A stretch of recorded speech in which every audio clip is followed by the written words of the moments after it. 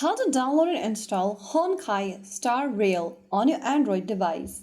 Hi everyone, welcome back to Tech for Gamers. If you are trying to play the Honkai Star Rail game on your Android tablet or smartphone, then the process is quite easy, so make sure to follow along. First thing to do is to make sure that your device is connected to a stable internet, whether you are using Wi-Fi or cellular data. Next, open up the Google Play Store app and in the search bar type in Honkai Star Rail.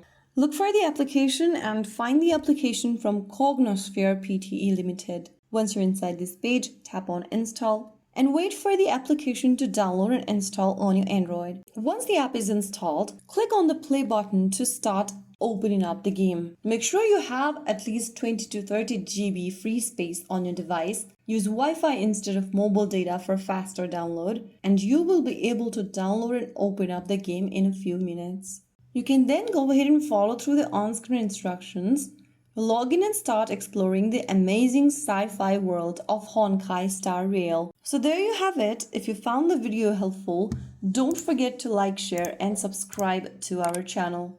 I will see you again in the next video. Thank you for watching.